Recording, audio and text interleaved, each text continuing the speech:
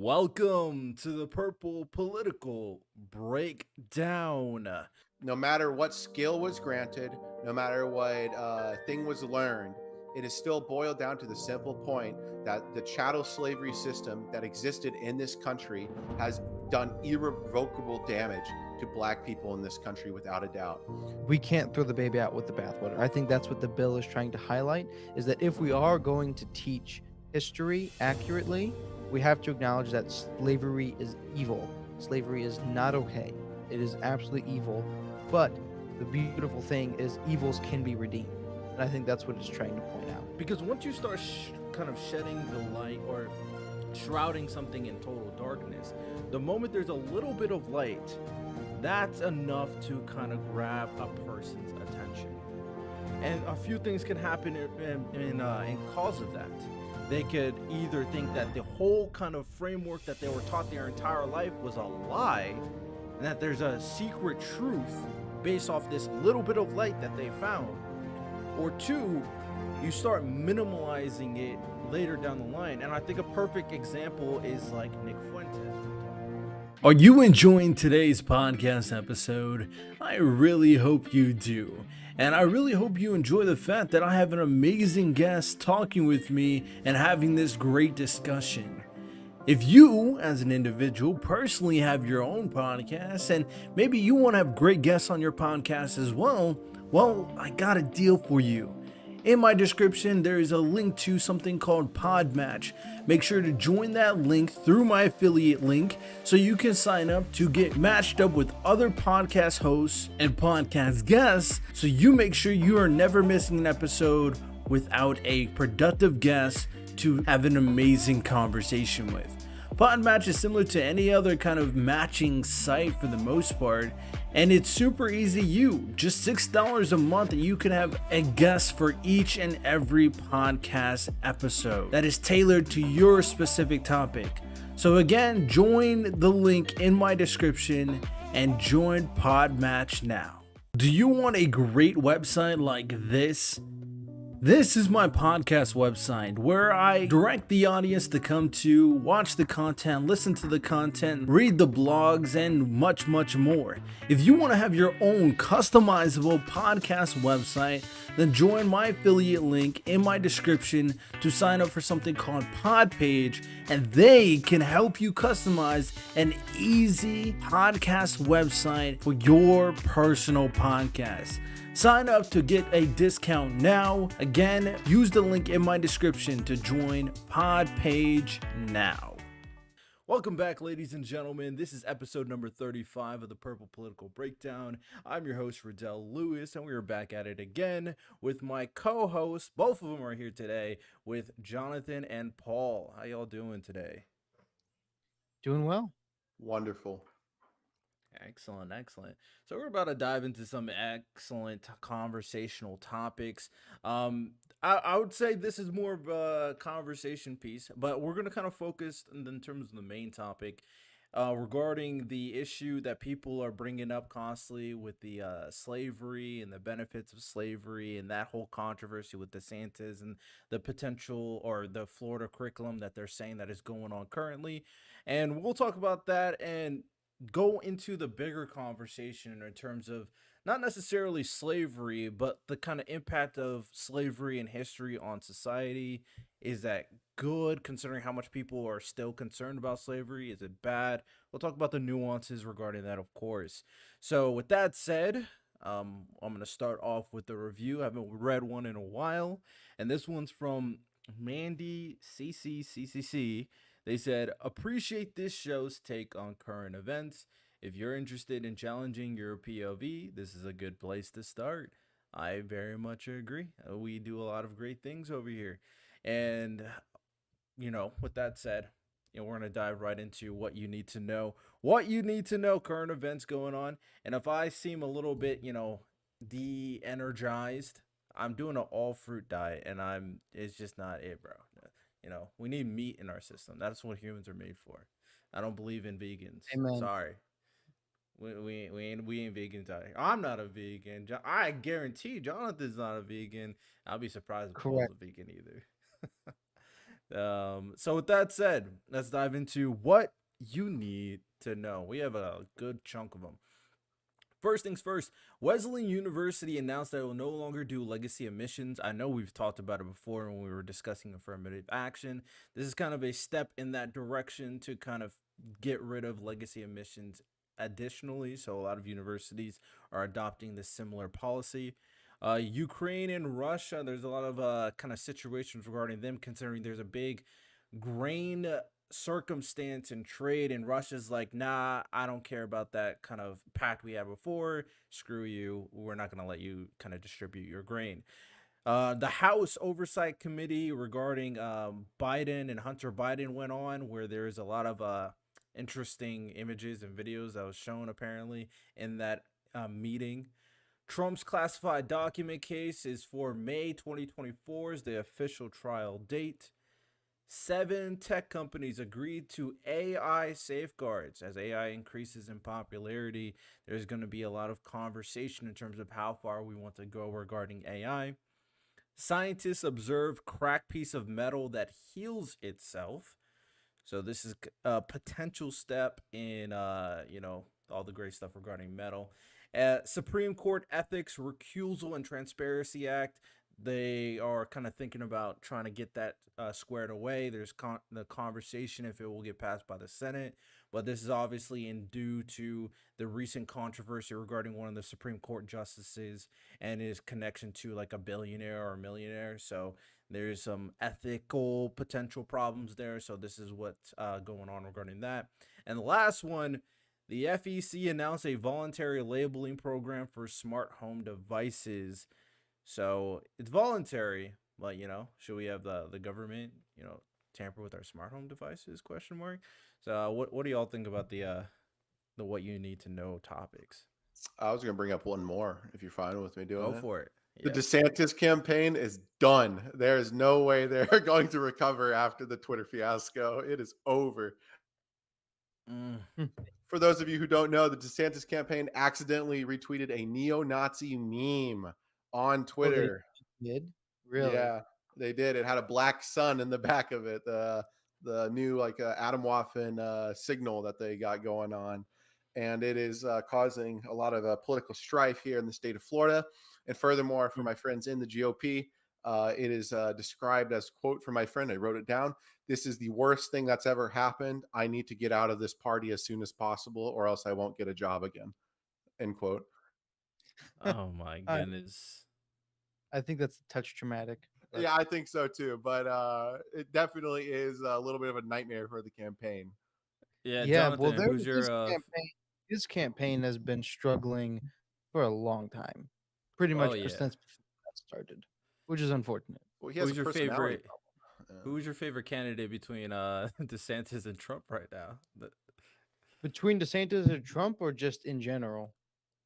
Well, I mean, those are probably going to be the two more popular ones. We'll get Paul in here because he needs Yeah. to hear your favorite candidate as well. Um, Um, so yeah, it I looks do like like, Trump and DeSantis are the two prime ones at this point. With both of yeah, them, with all their controversy, who you thinking? Who you choosing? yeah, yeah. Um, I mean, I don't think DeSantis has a chance. Unfortunately, I do like DeSantis. I'm not one of these Trumpers at all. I think he's a good president. I think he'd make a good president again. I do think, and this is, I think, a pretty common sentiment. Um, if he becomes the nominee, I think he's one of the only nominees that has a chance to not win against Biden 2024. Um, my personal favorite candidate and like who I would love to actually win the primary is actually Vivek Ramaswamy. Um, I would I had vote a for feeling you him would say over, him. I don't know why, but uh, I had a feeling. yeah, I would vote for him over any of the other candidates.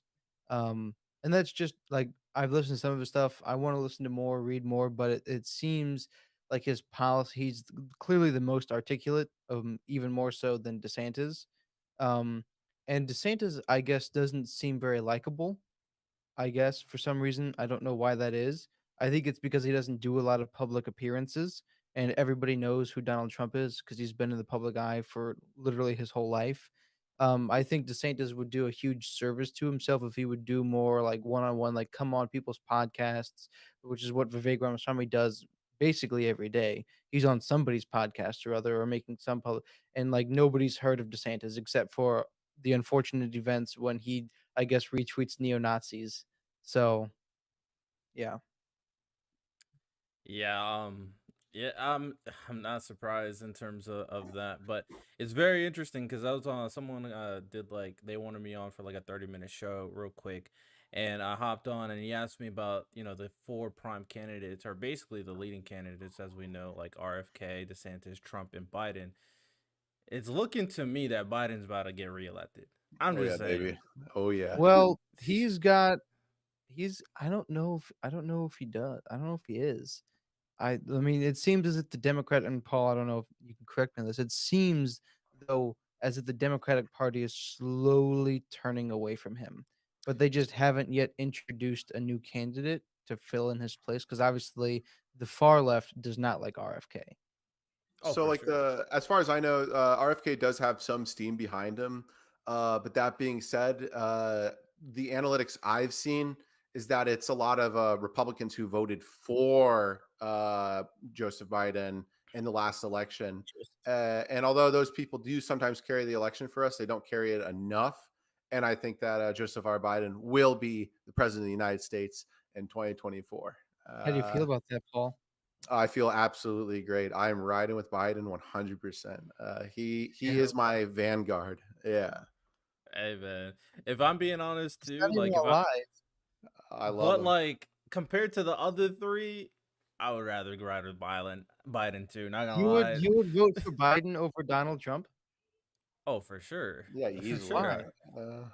Donald Trump is at this point. The problem with Trump, obviously, one, he kind of like doesn't do anything, and two, his whole like anti-establishment kind of like premise behind his persona is screwing up like the Republicans bad. Not gonna lie, he screwed you guys up so bad with that whole thing. It made like the Republicans be like super anti-establishment, and now my thing is if he comes back and or even if he runs again, well, actually, even with this trial, anything he does is like, oh yeah, the government's out to get him. So I'm like, I'm kind of done with all that.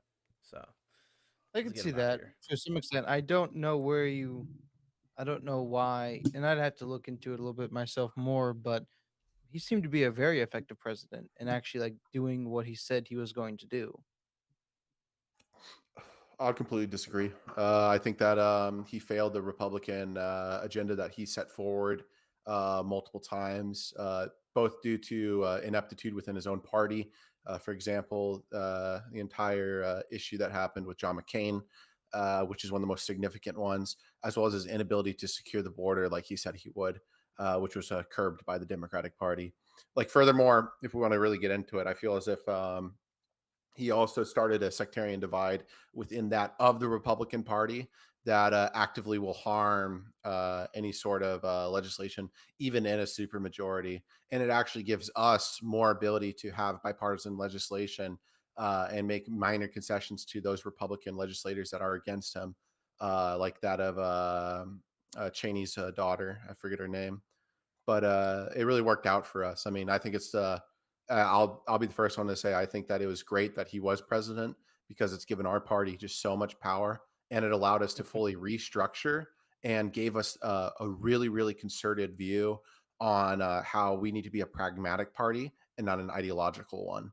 And I think that's like it was one of the most necessary things to happen because if you remember, right, we had this view that Hillary was like the real deal because we had this like ideological predisposition about how we can't like we're just going to win because we're like the more moral party and stuff like that.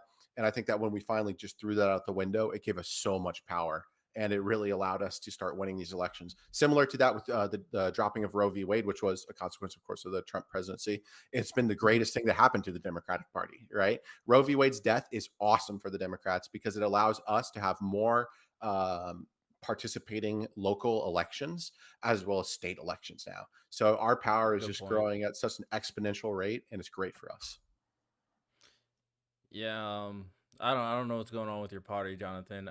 They need to just stop with all this anti-establishment, stop with all this anti-vax, and stop with all this trans stuff and talk about actual policies. They need to And get an economic agenda, and they don't have one, right? yeah, I don't. It's like initially they were like big on business, but now they hate business. It's like, what are y'all doing out there, bro? I I don't think get to it. some extent what it is the Republicans and the conservatives um, at large are far more concerned at this point with the culture war because they've seen how far actually very ironically just before this I was watching one of the greatest shows of all time, Impractical Jokers, and I looked at the date and it was 2013, and in 2013 they were making jokes about bisexuals, and like the premise of the thing is give your crazy political, because they were voting, they were like taking a ballot um on getting on to city council. And so they were just had to give out crazy political ideas for what they're going to run their campaign on. And the crazy one that Murr had to do was he wanted all crosswalkers to be bisexuals. And it was like in 2013, it was like that was like a stunning thing to even mention that. And now it's like that is like a legitimate platform that somebody would run on, giving jobs to people who are in the LGBT community. That is like a huge thing. That's everywhere. And in 2013, that was ludicrous.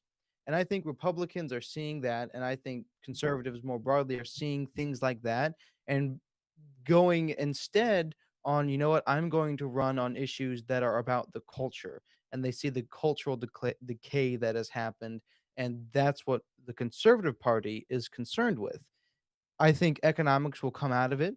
I don't think that a candidate that runs solely on trying to put forward economic policies and trying to do these things, I don't think that at this point the conservative and the Republican base will pick up a candidate that does that, because that's not what we're concerned with. We're concerned with the culture, which is why we see a lot of these, apart from Vivek, who I think is doing the most the best job of hitting both sides, because he talks about economic policy, he talks about how he's going to gut um, the the giant bureaucracy, how he's going to deal with ESG, but he also talks about how those tie into the culture. And I think the Republicans are kind of over somebody who's simply just saying, "Oh yes, but this is how we're going to cut the spending deficit. This is how we're going to do that. This is how we're going to do that." I think we're all concerned with the border primarily as well, but we're concerned with the culture, and that's what we want to get back.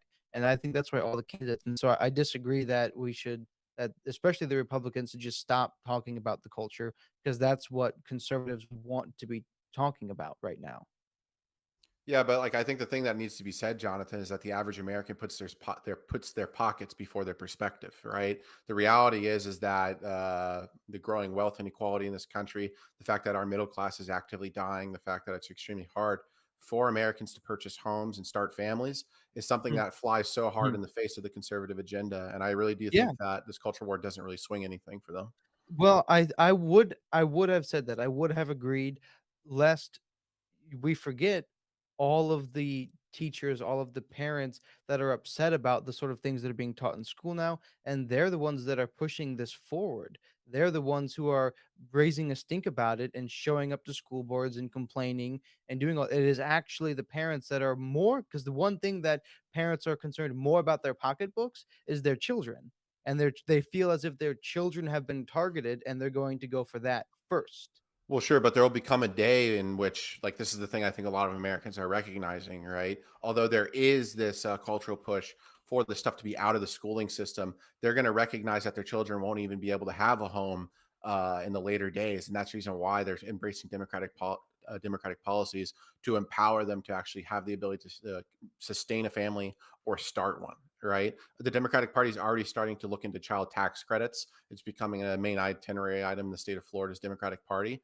And with that being said, if we are going to start taking popular Republican policies and turning them for our party, that can spell disaster, I think, for the Republican Party, and it will make the culture war issue of the stuff in schools become dust in the wind. The funny thing about the funny thing about this is like I said, I did a 30-minute show earlier today, and he asked again asked a similar question, and I said kind of the similar stuff that Paul said. I said, "Yo, we need to stop focusing on this culture war stuff and focus on real issues at the end of the day." And one of the things I did bring up is obviously the economic stuff, but I also brought up public education. I mean, we've talked about it extensively on how inefficient public education is nowadays, and I think for the most part, the sentiment is getting over.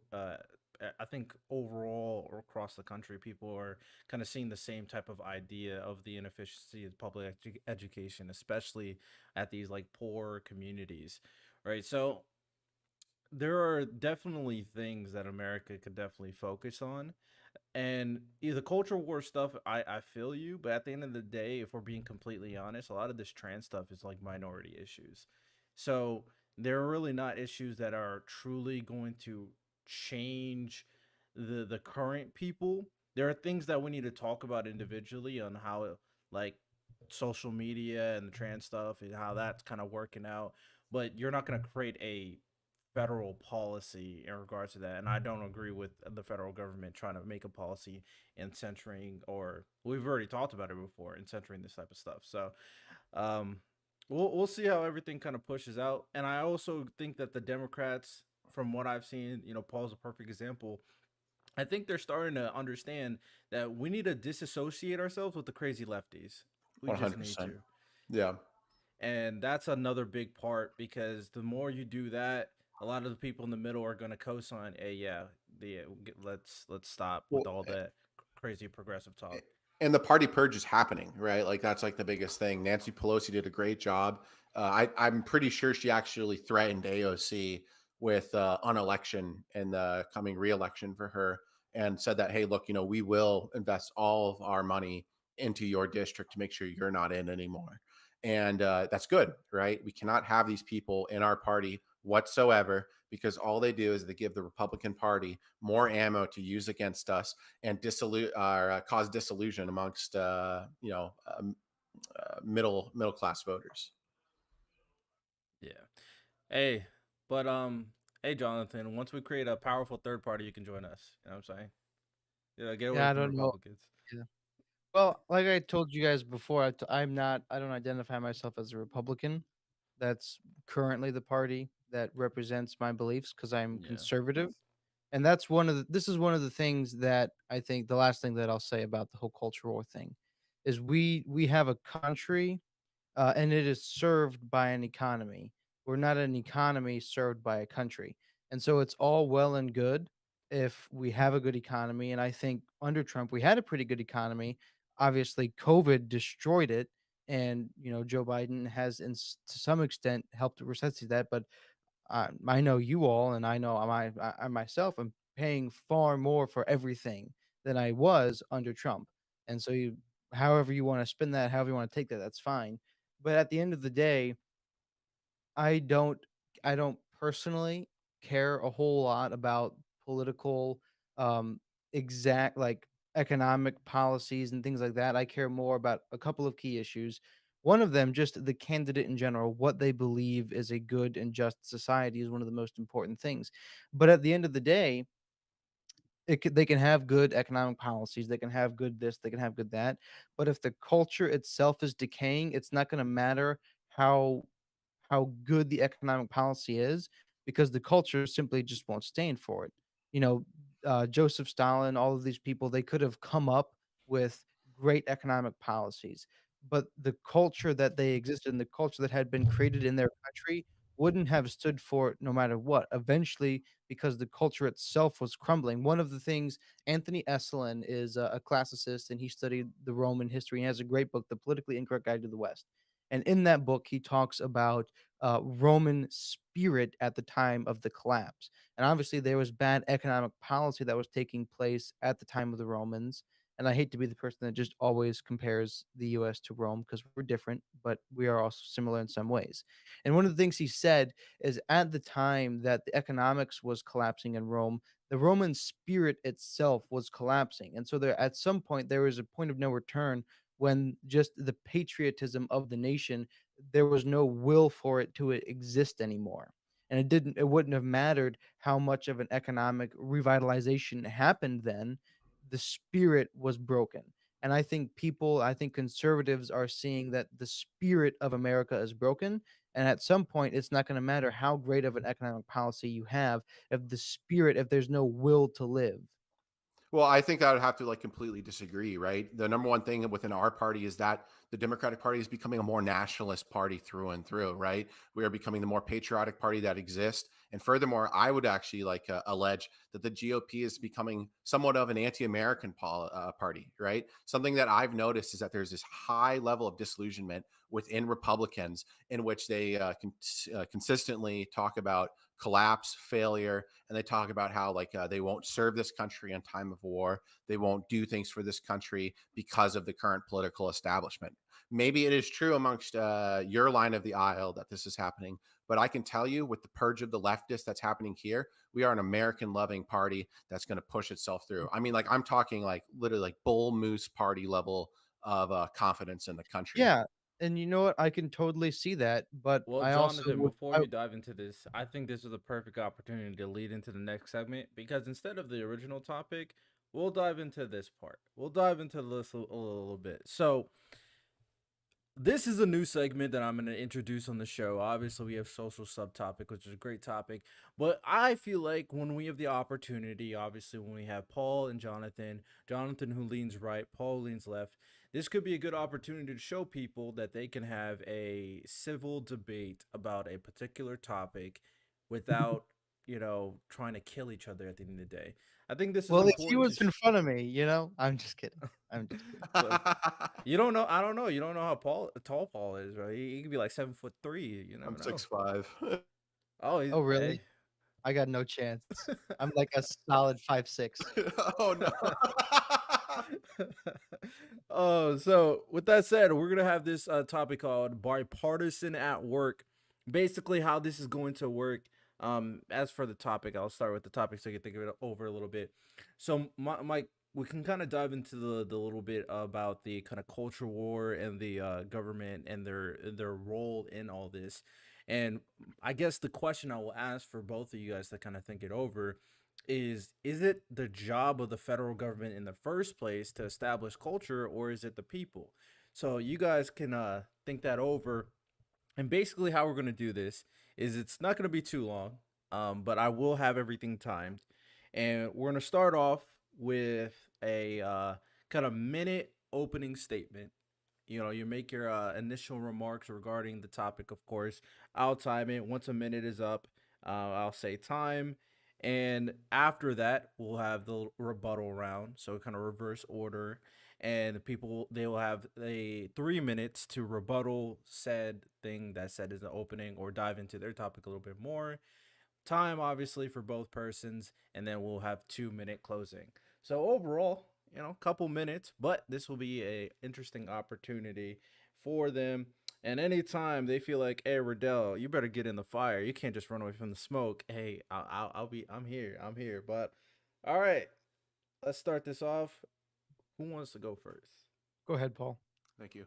I think that there is a pendulum that swings between that of culture within the divide of the people and its religion and its like formations that it came to when it came to this country, and then that of the federal government that finances, supports, and endorses that culture. It all comes through with this like cooperation between both actors. And I think that the United States has kind of driven from some of that, and where the federal government hasn't actually necessarily endorsed these things, like, for example, it's somewhat separation from the church.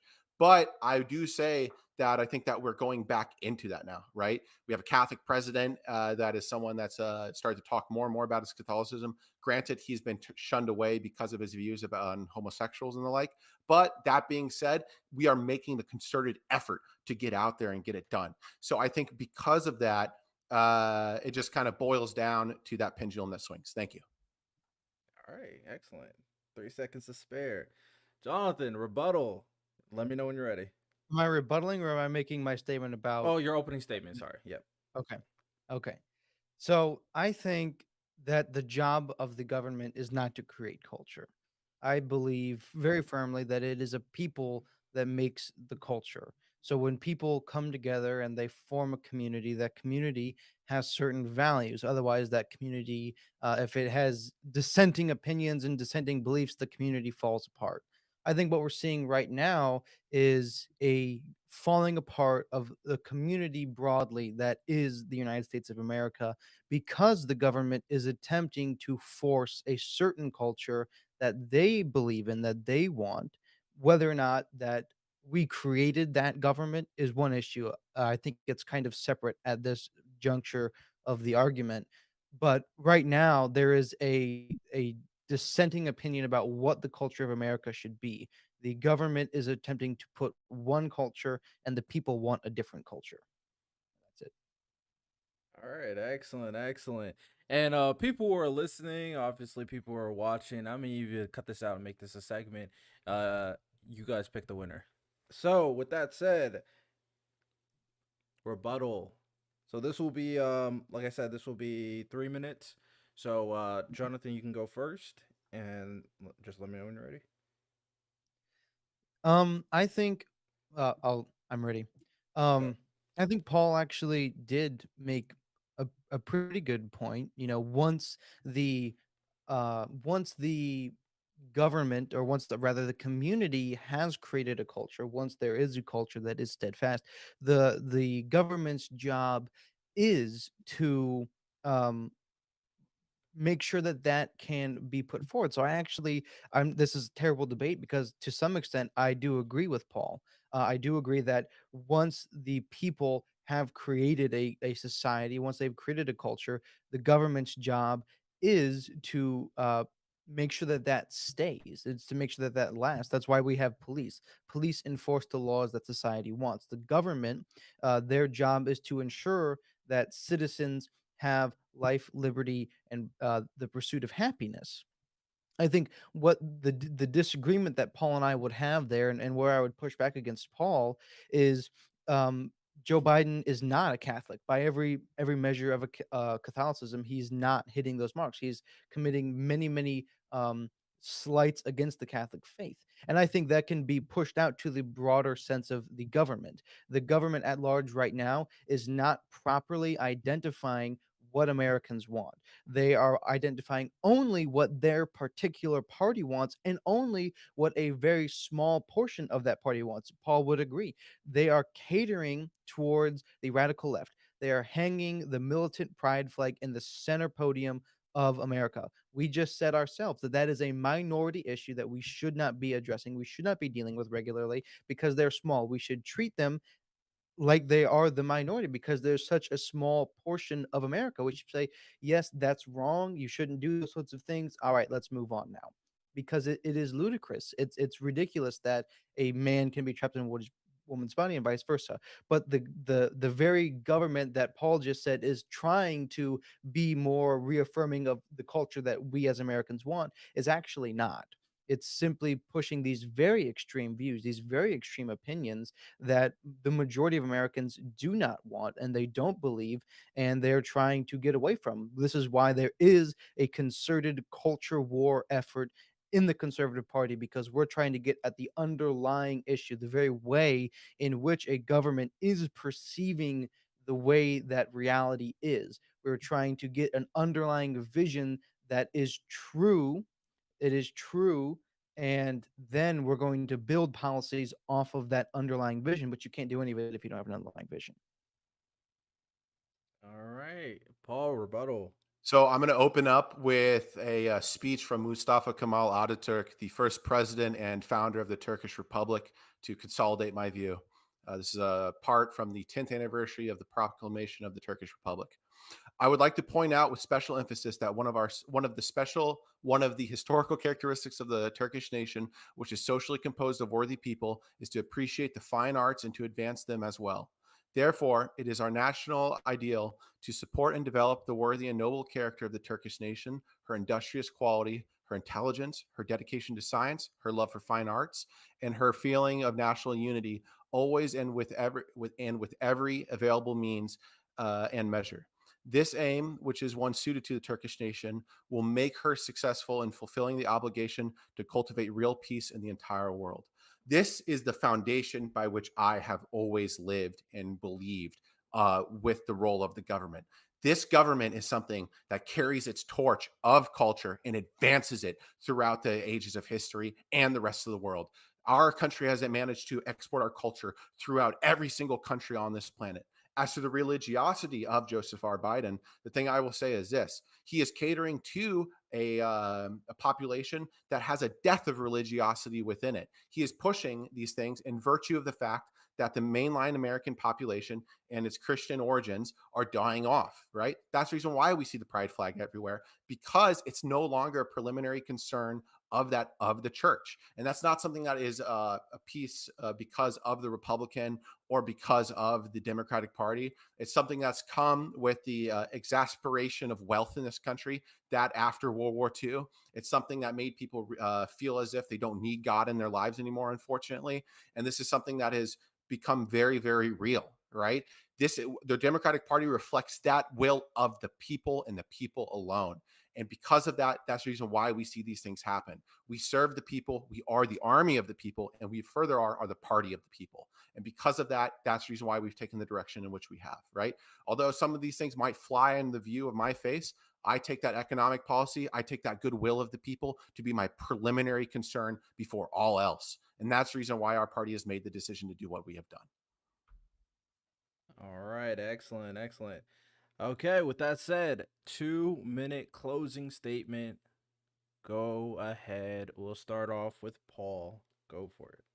The closing statement I would like to make at the end of all of this is that the federal government does have a responsibility to promote the cultures within itself. One of the number one things is that it must reflect the will of its people. And because of that, we've seen with the decline of religiosity in this country, and furthermore, for the support of LGBT peoples, that we are actually, supporting these people through and through. Although that there is some negative predisposition from conservative members of our society, the broader picture is that these people have a right to exist. They have a right to like marriage, and they have a right to engage in civil society. People want these people to stop being picked on. They want them to be Americans just as the rest of everybody else. And because of that, this is just the natural consequence. I believe that there has been no concerted effort by the federal government to destroy the church. I believe there's been no federal government policy whatsoever to actually completely dismantle it. And I believe that, for example, many conservatives will tell me, well, you're absolutely wrong, Paul. They allowed for marriage to be this thing that's baked in religious origin to, manifest itself into a secular conception. And what I'll just simply say is that was the will of the people and the will of the people alone. This was something that was already on its highway to becoming implemented in the first place. And because of that, our party has served them and served them well. I believe in the protection of all these people, the protection of their rights, and furthermore, the ability for them to have the lives that they so desire. Without, if they break no laws, then they're no problem to me. All right. Jonathan, 2 minute close. Go when you're ready. All right. Vox populi, vox dei. Is that the correct statement? I believe that's the way that it's said, right, Paul? The That's voice of correct. God, or vox, yeah.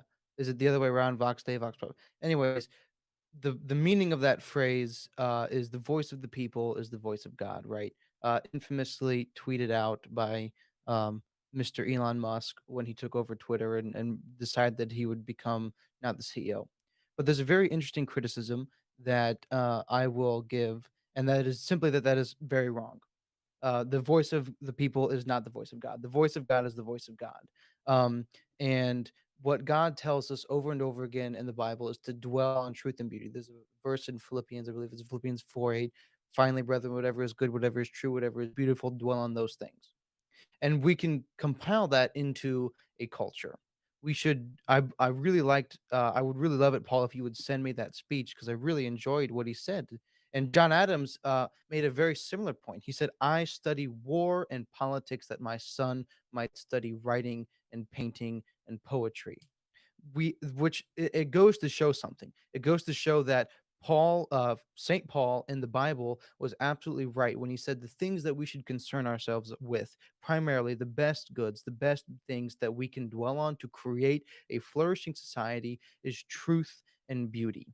Now, I maintain that truth and beauty are articulated in the Bible. They are expressed in many of the ideals of the West. And that is what the Conservative Party stands for right now. This is why we stretch so formally and so finally into the culture war, because we see these things that created a beautiful and flourishing society in Athens, in Rome, in the Latin countries of the previous Western worlds. And we say, we want that back. And that's how we get it, through dwelling on truth and beauty. All right, and that is all she wrote. I thought this was an excellent debate. The first one we did for the show, of course. And I'm not going to sway the people. If you are listening, let us know who you guys think is wins, or who you thought you agreed with more. What did you agree with in terms of the sentiment? Just comments about the debate, of course. And the reason why I decided to kind of do this segment is for very obvious reasons to me. The purpose of the podcast at the end of the day is that the podcast wants to focus on political solutions, conversations, discussions without political bias, political toxicity. And I really think, and I think Paul and Jonathan agree, that there are a lot of kind of filler out there in the sense that they kind of just complain about everything. They hate each other. There's so much problems going on in terms of political discourse currently in society. And what this shows is that someone who leans left, someone who leans right can have a civil debate. Not necessarily agree with all the points, but at the very least can try to understand what other person is saying. And by doing that, you can definitely come to a solution. So I think this is very important to kind of establish that. They showed you how you would debate, how you would kind of go over the topic that is being discussed. And so hopefully people are getting something out of that, in addition to the great content that is a debate, because it's one of the more entertaining styles of content that exists, period, if we're being completely honest. Now, there wasn't any yelling matches. This isn't Fox News, but you never know. In the future, who knows? Who knows what may happen? You know, if the topic is spicy enough, you never know. So we'll see. Yeah, but fortunately, you can just mute us. So Very true. And I But, have nothing but respect for Jonathan, of course. I would never go to that the level. same goes the other way. hey, man, I might have President Sunday, Paul. Oh, So in due time, hope you guys enjoyed that, of course. And with that said, we'll dive into the main topic of the day in regards to slavery. Now, what I mean by this is there's a lot of controversy that has been going on recently. You know, there's a viral TikTok of this, I think, high schooler or middle schooler went in front of a podium and he was talking about how slavery didn't benefit black people, and he seemed very emotionally triggered, saying that DeSantis and the Floridian government is trying to incentivize the idea that slavery benefited Africans and slavery benefited black people in the country. Now, I had to go look, and obviously, Jonathan, Paul, if you have a little bit more context regarding the situation, feel free to let it out. But to start it out, I went to look exactly what the curriculum says, and this is what I found. So, in the 6-8 African American history strand, the part that people are triggered about is says as follows. So it says, stop right there. Yes, this is a little mini ad. Don't skip. Don't skip. All I want to tell you right now is that at the end of the day, when it comes down to all the discussions I want to have, I want to be able to communicate with you, the audience. I want to be able to relay a message and receive a message from everyone and try to come up with these great solutions that I keep on talking about. So if you want to be part of the community, make sure you go to the website and sign up for not only the email list so you can get weekly emails from me for the podcast episode, informational sessions, all that great stuff, but also sign up to go on my Discord so you can be part of the discussions, debates on my live streams. So be sure to go to the website, www.purplepoliticalbreakdown.com, and go to the email list, sign up, and go to the Discord and join the server. Now back to the episode. That instruction includes how slaves develop skills, which in some instances could be applied for their personal benefit. It also talked about how, like, some of the things that they were talking about in terms of the benefits was like stuff like agriculture, work, painting, carpentry, tailoring, domestic service, service, blacksmithing, transportation are all potential duties that benefited the slaves and in theory benefited black people. So with that said, before we kind of go over into a little bit more, what do y'all think about that statement? So, my general thought is this, right? There might have been good slave owners, for example. There might have been slave owners that were good to their people, but it is always overshadowed by that of the ghost of slavery itself, right? No matter what skill was granted, no matter what thing was learned, it is still boiled down to the simple point that the chattel slavery system that existed in this country has done irrevocable damage to black people in this country without a doubt. These acknowledgments, although historically sometimes factual in some areas, have absolutely really no meaning whatsoever at the end of the day. There's like two camps to this, in my opinion. There's the camp of those that say we must provide the history as it is. And I agree, right? But the number one thing that comes after that history is the 9 to 10 pages after it to tell you about how terrible slavery was. And in part, the legislation does that.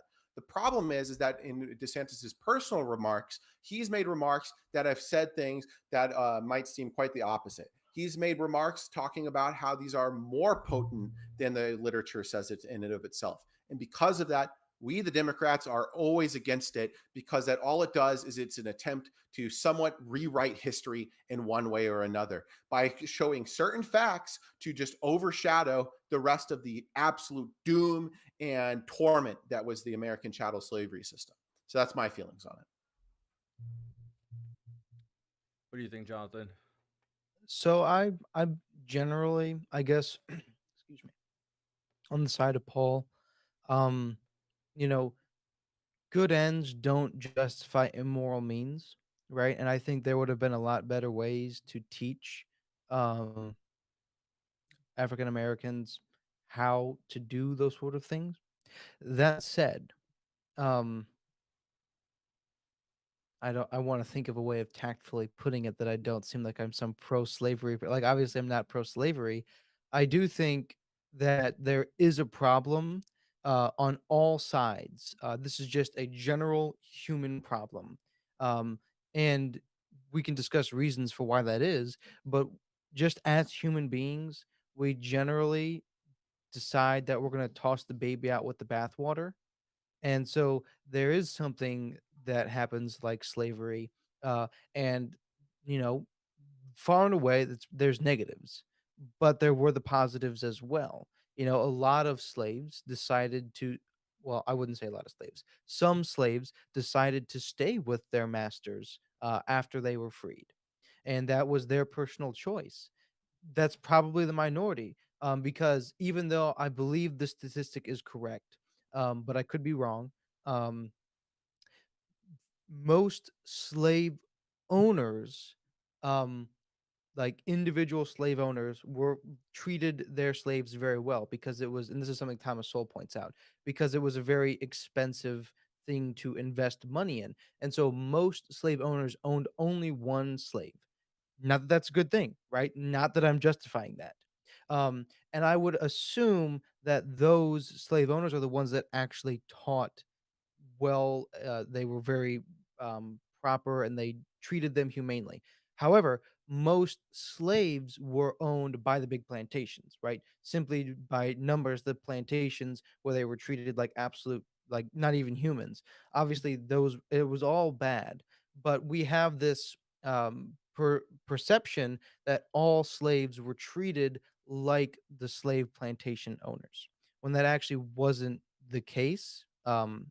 From what I have read, from what I have heard. Not saying that it's all good or even okay, but there is some nuance in the perceptions of it, I think. And I think that is what this bill and this curriculum is trying to highlight is it was a it was just a thing that happened, right? Even the Bible acknowledges slavery. There is that's a topic for another thing, but we can talk about that. Um, but there is this perception that all white men are evil now and forever because of slavery, when we can acknowledge and look at the fact that I believe only 6% of the entire Atlantic slave trade actually even like, because this is the big evil, right? Is there's the slaves that were owned in America, but then the broadly speaking, the North Atlantic slave trade is the ultimate evil, and only 6% of those actually came to America. Most of them, I believe, 70+% went to Brazil and one Spanish colony. Um, Regardless, we can't throw the baby out with the bathwater. I think that's what the bill is trying to highlight, is that if we are going to teach history accurately, we have to acknowledge that slavery is evil. Slavery is not okay. It is absolutely evil. But the beautiful thing is evils can be redeemed. And I think that's what it's trying to point out. And the thing I'll have to say to that is just simply when we talk about Nazi Germany, we don't talk about the Autobahn, the pro-animal policies, the anti-smoking sentiments. We talk about the Mhm, Holocaust, the turning of one German against the other, mhm. Anschluss, the invasion of Poland, and the destruction of Germany because of Nazi decisions.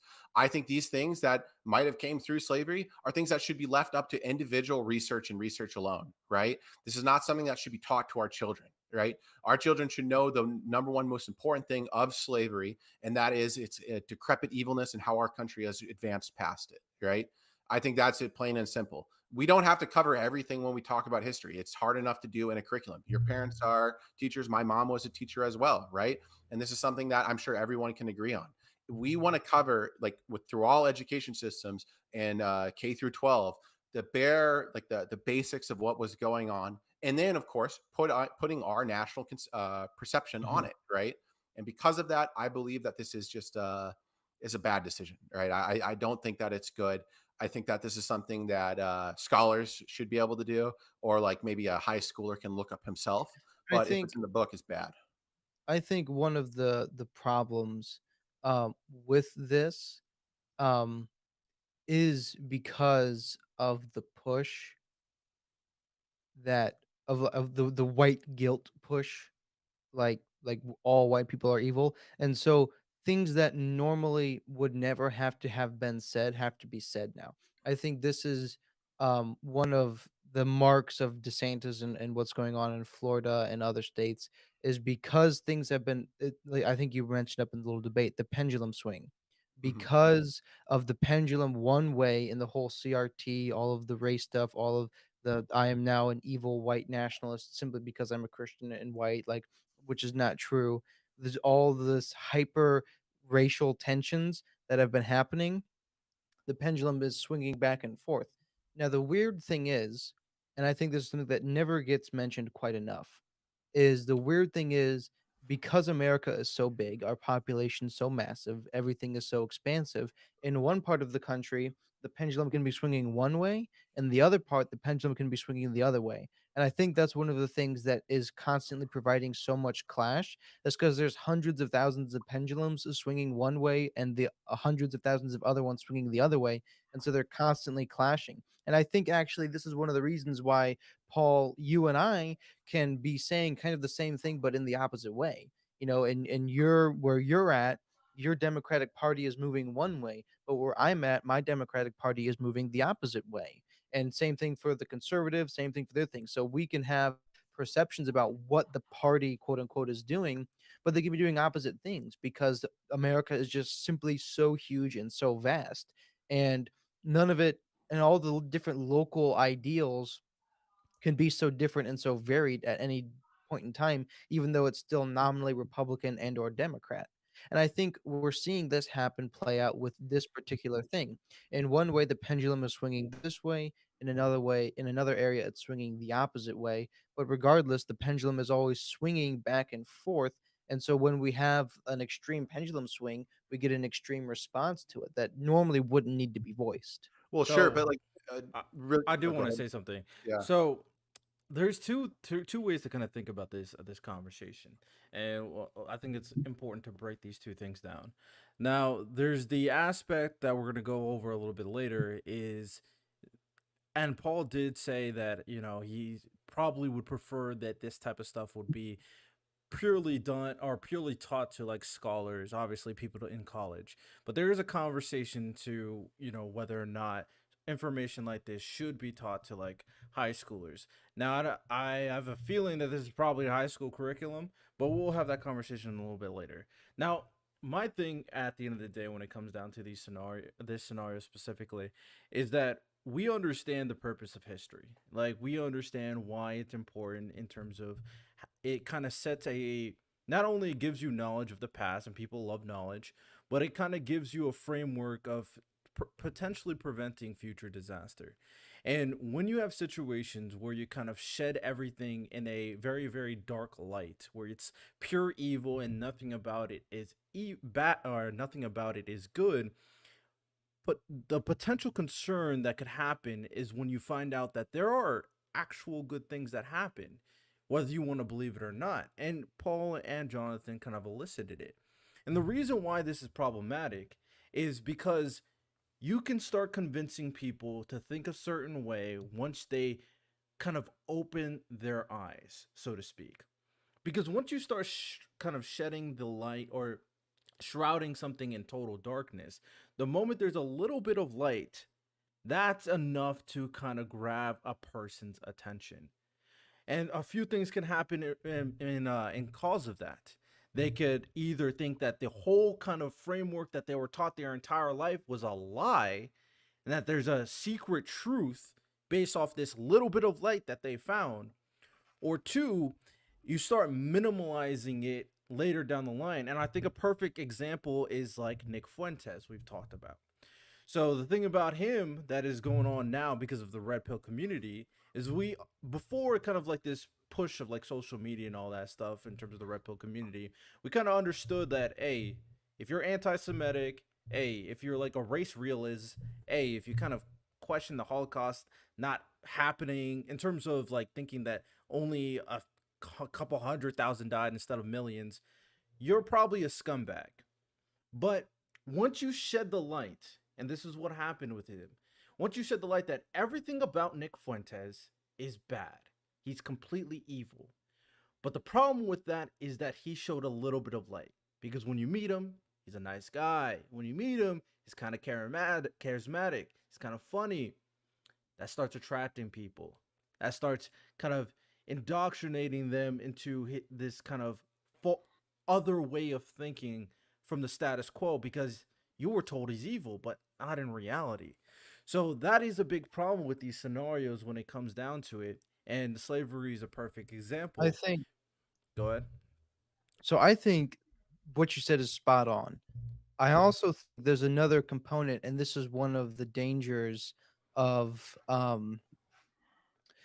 conspiracy theories at large, because especially one of the dangers of like seeing like getting one of your conspiracy theories proved to be true, and I don't want to mention any specific things, but there's certain things that have kind of been shown to be true over what happened during the coronavirus and all that sort of stuff. And that just spirals like, oh, well, if I'm right about this, then I'm right about this, then I'm right about this. And when you get the conspiracies like the whole education system was bought out by such and such a person and this and fellow, and because of that, then this is wrong. What we think about this is completely inaccurate because it's all what this person wanted and what that fellow said to happen. And when you get on that spiral, then you begin to think like, oh, well, that means everything in history is not entirely true. That's all a lie by the elite. It's all this big scandal. It's all this big scheme of the lizard people or whatever. And it's like, I think maybe you should just read like one other history book besides the one that you saw that was written by like a dude who was a hermit his whole life and then like got hit by in his head and then had a vision of an angel that showed him things. Like I think you shouldn't read that one. And this is the problem with people like Nick Fuentes. Um, is you s- you can just see the way that he was captured, like you said. You can see the way that he saw something and then latched onto that thing and shunned everything else. The Bible warns us about not giving into endless genealogies because you end up in this sort of situation where it causes an extreme in one direction because, oh, well, if one thing on this side is true, then that means everything else that I thought about it was true. It's confirmation bias through and through. It's the black swan effect. Every time you don't see a black swan, your ideas are buffeted that there is no such thing as a black swan until you finally see there is a black swan. And that's what happens to these people over So and over there's again. I think that's what happened to the red pill community at large. so there's something I just want to respond to earlier before I get into the other stuff. So like when Jonathan talked about the white guilt stuff, I kind of typed something up, but I'm going to invoke Harvey Milk here. He said it perfectly, right? We do not judge society by the bottom of the barrel. We judge it by its leaders, right? Those that would believe in white guilt, and this is now my thinking, those that would believe in white guilt are at the bottom of the barrel of our society. They are a statistic minority. This is shown by the unpopularity of CRT and its introduction to the classroom. It's something that's been regulated by the peoples of the United States, and there's no need to make counterbalance curriculum when there hasn't been an across the aisle counterbalance at all. Right? It's basically shadow boxing. The entire this like entire piece of curriculum change is something that's responding to something that has already been defeated and doesn't exist anymore. Right? I just feel as if that at this point it's trying to push maybe some more of like a ultra conservative conception of history to our children, and it's something that it shouldn't exist at all, right? As for the Nick Fuentes stuff, right? Look, the only thing I can say, like on the topic at hand, right, is that unfortunately, when that light is shown on him, right? When people do get to see his evils, it's not always something that's convincing enough, right? The evil doesn't speak for itself, right? It needs explanation from leaders in our society to show that this is in fact something that is absolutely repulsive, right? There's a reason why, like I can't be a freedom of speech absolutist in some cases, right? All these people want to do is similar to that of fascist. They want to introduce themselves into our civil spaces and engage in a dialogue, but it's a one-way dialogue. They're not interested in hearing what you and I have to say, Jonathan, right? The moderates in our society. They are here to spew propaganda and spew hatred, Mm-hmm. spew a lack of confidence in that of the United States, to invoke revolution and execute their goals and goals alone, right? That's the reason why with people like him, I just believe they should be censored by the state and furthermore by the people at large, right? I think that for the state is unrealistic on my part. It's just an aspiration, but I do believe that the people should be the ones to regulate them, and that can be even through things like violence, right? It's the one time I actually give it a green light. That being said, if you do engage in that violence, you should feel the full criminal prosecution under the law, right? Just so I'm fully consistent. But it's the risk that's worth taking, because these thugs, just like we saw with Nazi Germany, it didn't take rhetoric to destroy them. It took the absolute power of the American people, the Soviet people, and the absolute thrust of justice upon them. So I think something that's important for me, and Paul made a lot of great points there, is that I think you can distinguish the conceptual reality that slavery in every form is bad and it's evil. You can be very honest on the conceptual idea of that, the conceptual idea of a genocide, of like a Holocaust. You can definitely kind of frame that there's no examples where you can say this idea, this principle will be a good thing for society as a whole. What I think you can say that the action, the facts of what happened in its entirety is not that simple. Because at the end of the day, I'm one of those people that think most of things that when regarding these topics is very convoluted and controversial discussions, they're nuanced. There's a lot of context that you gotta have. There's a lot of nuance that you gotta have. And these conversations can help you understand better in terms of thinking a certain way. Of course, I definitely think so. But you need all the different points of perspective to come to a complete picture of what is actually going on so you can perfectly conceptualize, okay, I understand some goods that happen in terms of slavery, but after I got all the facts, I can understand this is an evil.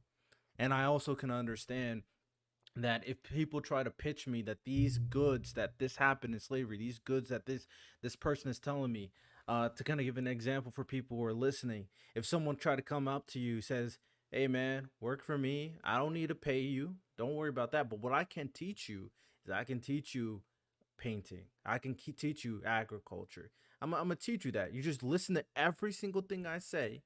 I'm your owner, but these skills are great." They can frame it in that way where it kind of could seem good to the ignorant, but that is the problem. That is why you need that full context.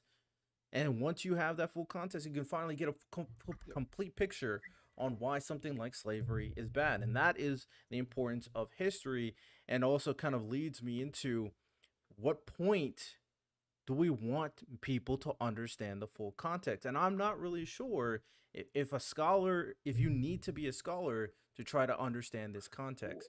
But Paul, I know you want to say something. Yeah, what I'll tell you, Riddell, is that the last thing that I want to see in this society is my nephew coming up to me in a conversation about slavery. And when I say, well, slavery was this terrible thing, he goes, well, some of them were good to their slaves, right? That's the absolute last thing I want to hear, right? The problem is that for children to interpret this information, I think that it's something that is throwing a lot of dust up into the air and just seeing what happens, right? It doesn't seem like the correct decision whatsoever to make, right? Once again, like I have to emphasize this, right? There's this like kind of notion in American understanding of public schooling, right? Which is we present history in a way in which it's fully objective. And it can't be farther from the truth. No nation does this whatsoever. We always have specific prioritization on certain parts of history, right? And this specific prioritization should be that slavery was this decrepit and evil system. If you want to learn about how some slaves might have had it better at Monticello or something like that, then you can go to Monticello, go to the slave house, and like listen to the living history people telling you it, right? That's the way I got it through my education, right? I went to these places. But the number one overlying ghost that must fly over the rest of the curriculum is that slavery was this evil thing. It drove us to kill each other in a civil war and almost destroyed our country. And it is something that has absolutely no benefits whatsoever, right? We can say that there could be, obviously there's a little bit of a mistruth to that or a non-truth to that. But if you want to go out there and like see like the information for yourself, then you can do it. But if for the people that aren't going to always be that engaged, I want them to get one message across, and that is that, right? It's the same way that we talk about how the Nazis were evil people. It's the same way about how we talk about how our boys died on Mount Suribachi and Iwo Jima, and it's the same way that our education system should run eternally. So overall, I definitely agree that I don't want kids to dive into these topics too. Um, I am 100%. There's certain kind of conceptions that they just need to know. There's certain kind of black and white things they need to know, and when they grow up, it's fine. It's a perfect example. The whole situation is if a stranger comes up to you and offers you candy, you run away. It's very easy, very simple, black and white. Stranger, bad. Stranger, bad. It's easy to understand, and they will be able to react from it. I completely agree to that sentiment, especially for the young, especially for kids. But my thing is for like people who are definitely older. Once we get into high school, that's the when kind of critical thinking I believe starts. And I do think something that is very important is how you're framing what you're talking about. And framing is the most important thing here, especially when there's so much nuance. Because if a history teacher goes like, okay, we're learning about slavery, oh, slavery is bad, bad, but there was some good things about slavery, then I'm like, get the teacher out of here. There's no way you framed it like that. No, you frame it in a way where they understand that there are portions of slavery that were not as bad. There are portions of slavery that did help people, but make them understand that this was help for a person that was still beneath them. Making them understand the concept of slavery is still one of the most worst evils we've done as a human society. But the facts are the facts. This is what happened. This is not my opinion. Now, overall, you would have to trust the teachers to do that. You have to trust the curriculum to do that. And I am skeptical, very similar to you, Paul, when you have something like a DeSantis that's creating this curriculum in a very conservative way, that he's doing this as I think Jonathan said it, as a pendulum swing. He's doing this because obviously it's more of a culture situation where he's kind of always constantly, it seems to me, pushing back in terms of a culture war. This is why, and that plus, he's not a good public kind of persona, and he apparently never reaches out to other kind of senators or anything, so he never builds connections. These are all compounded reasons why DeSantis is not so popular. He's honestly, he's too reactionary as a Republican, and that's a big problem for me. So I don't know what his values truly are, and I don't think the people do either, other than he kind of keeps on fighting back against all this culture war stuff.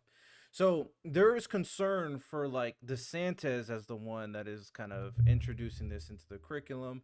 And I'm not even sure of what kind of schooling systems that he's introducing it in. I would hope that at the very least you could only argue that it would be high school and nothing less than high school. And the teachers themselves are framing it in a way where it's factual and not opinionated, but these are all things that is skeptical, and I would agree to that in that situation. But overall, the idea of teaching people the facts, even a high schooler, versus kind of especially teaching them the facts in addition to the conception, I would be okay with. But obviously, it's how it's kind of implemented that's the most important. So, Jonathan, did you want to say anything about this? Um, no, I think you pretty much got it. I think obviously you don't say, "Oh, but this is one of the good things about," like, well, no, there's nothing good about slavery.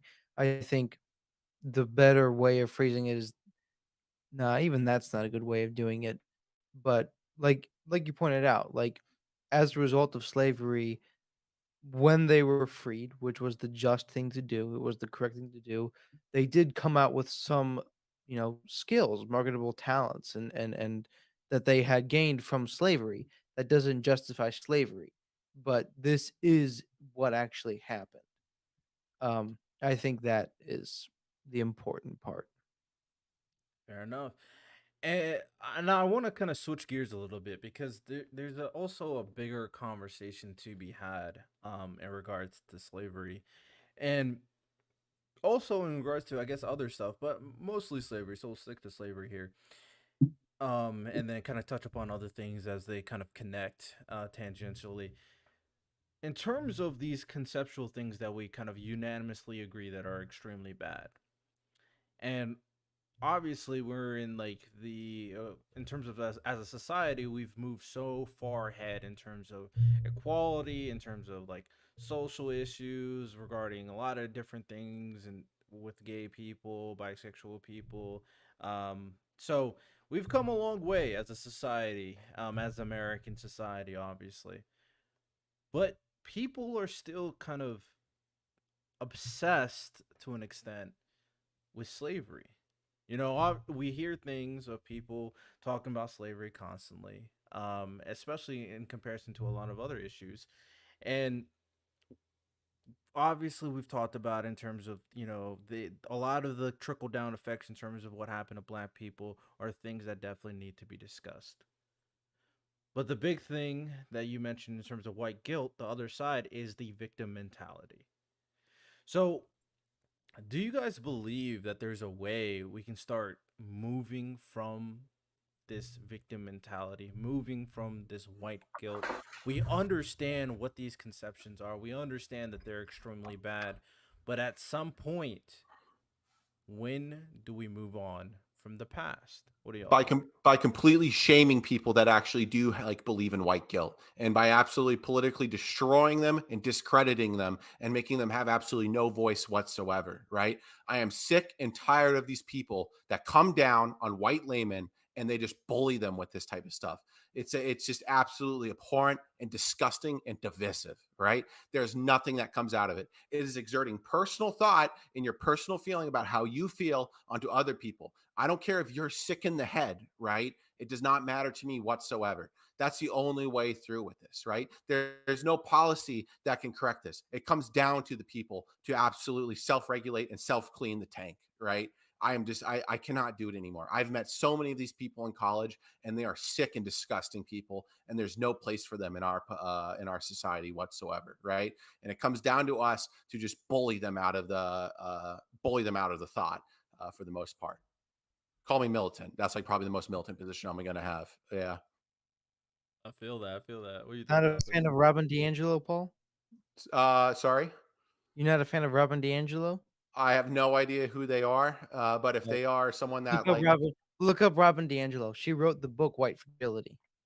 Yeah, no, like then like she can eat me for all I care, right? Like I don't I just I'll never care about it, right? She can call me as fragile as she wants, right? She's never going to hold a position of political power, and I probably will, right? So like she can just mess off with that. Yeah. I think to some yeah, I agree. I think it's interesting. I believe it was Pew Research, might have been Gallup, that did a poll that I tried to find when the doctor was coming on. I didn't have the chance to find it, but it came out, and it chronicled by generation the amount of people who thought that race was like a central core part of who they were. And it's a really weird, like it kind of looks like a normal distribution, but it's not supposed to because it's a chronological age, right? So years ago, or I should say it was a reverse normal distribution. So it was a big U. So in the 60s, it was very important. And then it slowly got down until like 2013 or 2010, where all of a sudden, they polled high schoolers specifically. So that's an important thing. So they were polling high school aged people. And so high school age people in this year versus this year versus this year, so on, all the way up to like 2020. How important was race? And it was a perfect U. People thought it was super important, and the lower it was very unimportant. And it came about that the time of my dad was the low point. So the 80s, the 70s, 80s, and 90s was the lowest point in which people did not think that race was a huge issue. They did not believe that race had anything to do with their success level, with all these different things. And if you chronicle kind of just cinema, right, and you chronicle the culture that existed at the time, it was not normal. It was not weird at all. It was perfectly normal to have, these just mixed race of characters. And it was told, and it's a great thing. And the problem is people see now is it's so reactionary is every time that, a little mermaid's supposed to be it's not the same reasons. We don't see diversity in movie for the same reasons because now the pendulum is all the way back up and race is seen as one of the most important attributes of a person. And I'm sorry, but I disagree because there is a difference between race and culture, right? Because I am white, I'm German, but I do not share the German culture. People who are Asian don't always share the Asian culture. Some people do. Some people value their culture, and that's a beautiful thing. That's when you get that kind of diversity of thought when you bring in your cultural perspective. But there's a difference between ethnicity and your actual culture. People can be ethnically one culture, but have a totally different culture. Like you see this in the white Africans that are not always the doesn't always have to be the apartheid people in South Africa. I knew people who were from Rwanda that were born and raised there, and they are white with blonde hair, blue eyes, and they share the Rwandan culture, but their ethnicity doesn't line up. The problem is everybody's qualifying people's ethnicity and saying that your ethnicity is this very important thing. And I think if we can move past that, then we can actually get rid of a lot of this racial tension. Yeah, Sure. I Oh, go definitely ahead. agree that a lot of things you're saying that it's like right on the money in terms of you guys spoke on it in terms of white guilt. I'll speak on it in terms of victim mentality. I hate that as well. I mean, nobody wants to be a victim at the end of the day. It really serves no inherent purpose of being a victim. I mean, you can complain about a lot of stuff. You can go on Instagram Live or you go on TikTok and maybe do a viral video of you complaining about the white people. Yeah, you can get some clicks and get some attention. But overall, in terms of your individual success and your mindset, it's not going to improve. If you always think that the society's out to get you, very similar to conspiracy theorists who think everything's out to get them, you're going to be extremely paranoid based on every level that you try to achieve. And you becomes an excuse. It becomes something that you can kind of latch onto when you don't succeed in a particular subject or particular topic, instead of trying to grow and achieve more and work hard and maybe even gain more knowledge. You just think, oh, this is bound to happen to me because I'm black in America. So this doesn't work. And we've seen so many people that are successful black people that also kind of preach a very similar sentiment. Some of your favorite kind of individuals, Lil Wayne, Kobe Bryant, back in the day when Kanye West wasn't so crazy, these type of individuals, you see them, the successful black individuals, they constantly try to preach that you can become something of yourself. But nowadays, even them, they're starting to realize very similarly, and a lot of people who are black are also becoming conservatives because of this. They're getting tired of these black people blaming everything besides themselves. It's becoming frustrating. It's becoming annoying.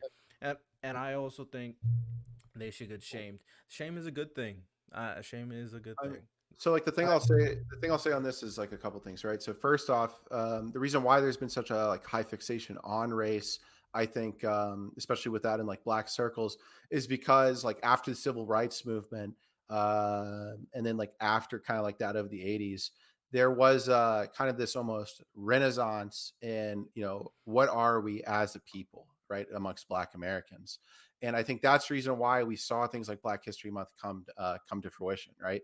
The reality is that almost all Black Americans don't actually have a specific ethnicity that they know themselves, right? Their history started with a bill of sale, right? And that's how they were born into this nation. That's the reason why they use the word black in the first place, right? Because they know not what they are or where they came from, right? Their entire history was wiped clean by that of the transatlantic slave trade and by those that were bred on the slave farms and slave plantations, right?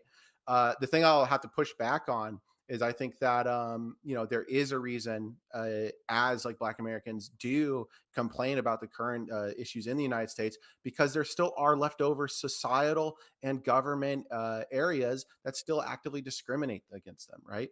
Lil Wayne can talk about the stuff against Black Lives Matter all he wants, right? But the reality is that's a mere distraction from what the core issue is at hand, right? Something like that of police brutality, something like that of pullover rates, right? Something that of districting and elections, right? Something like that of employer discrimination. These are the reasons why Black Americans complain, right? Although you can still make it as a Black American by pushing through with your work and grit, right? You still have certain things that some of us might not have. But I want to make the listenership know I'm not saying I feel guilty of any of this as a white person whatsoever, right? I feel absolutely no responsibility for that of slavery by any means, but I can safely acknowledge what the current cultural and political climate is in this country and why Black Americans feel this way. I've seen this through my participation within the National Association for Advancement of Colored People. I've seen this with my experience in the LCLAA, right? And I know for a fact that these are still real and present issues. That's the reason why I had to push back on it, right? I say this as a white person, of course, and I don't care if I'm saying it as a white person. I'm saying it as a person and a person alone, right? So yeah. Um, So, I have to respond real quick. And that I definitely appreciate you pushing back and kind of explaining your point of view. And this is where I come from in regards to this issue is I don't think there's any excuse for victim mentality, and I'll never excuse you for being a victim. You kind of serve no purpose in society. Very similar to white guilt. I think they're two peas in the pot. So victim mentality is unexcusable in my personal opinion. So with that said, I do think at the end of the day, there's a lot of nuance in terms of the issues, though. I definitely agree. That's why I said a lot of black conservatives kind of stray away from it so far. But there are issues. There are still issues in terms of, systematic racism to an extent. Because at the end of the day, there's a few things that is going on in terms of the black culture and black kind of identity right now. There's still the perception, and I would argue that it's kind of growing because there's certain enabling that is going on in terms of the black community, where black people are seeing black people as thugs. People are seeing black people as gangsters that love to shoot people, especially in these impoverished areas. So if that is the perception, obviously discrimination is going to come as follows because their perception is that you are a criminal, and this is not a good perception, obviously. And the only way we're really going to change this type of perception, whether you like it or not, is at the individual level, at the communal level. We can do as many policies as we want to help the black community, but people, if they don't have the mindset to get out of the circumstance that they are in, this is not going to change. If they feel that they are, for example, the conversation of like welfare, if they feel that instead of getting out of my situation, I'm gonna keep that same victim mentality, because no matter what you do, the country is still gonna be racist. So this policy is not truly gonna help me, and I still get welfare. So I'm not gonna work either. Now, I'm not gonna say that all welfare is bad, because again, it's a nuanced conversation. But there are definitely individuals that will think and have that type of mindset. And again, it's not contributing to the solution of fixing the black community in these areas and changing the perception of black people as a whole. So, with that said, I believe that people need to understand that there are situations where there are cops who are innately racist, and because of their perception, they'll treat black people different. But there are also examples where they're just doing their job. It's a legitimate scenario, it's a legitimate situation, and he just happens to be black. Nuance, context is the most important thing for me. And as an individual, as a black person myself, and as any individual black person that is listening, the important thing for you to do is still continue your advocacy. Now, there are some solutions that I don't agree with. I don't think reparations is going to cause any type of solution in terms of the black community, but there are things that we can continuously do to kind of help the community as a whole. It's going to require people as individuals to do something about it, and people that are black and that are even any other race that is also interested in coming up with solutions for these areas, because there's other areas that's also bad, i.e. the Native American one. We're gonna have to have conversations, we're gonna have discussions, and we're gonna have to think progressively. Think a little progressively, and progressively think of a way to fix the community, not kind of stay in that conservative mindset of victim mentality. But Jonathan, you're about to say something. Yeah. When it comes to the systemic um racism that people cite a lot, especially with police officers being racist, um I think there's a little bit of a mischaracterization because people don't understand how policing is done. And this is my field of study. I don't want to say that I'm an expert. I'm not an expert, but this is the field that I am in. uh, and I have talked to lots of police officers, high ranking police officers as well, to see what they think about it and to see what kind of um, policing say they do. And I think every police department should be I think that President Biden should give all authority to the Lorain City Police Department to set up every police department that exists. And this is the way that they do it.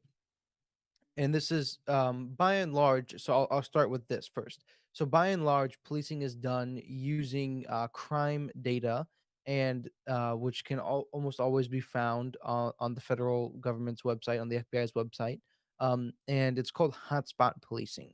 And so what happens and I've seen the maps.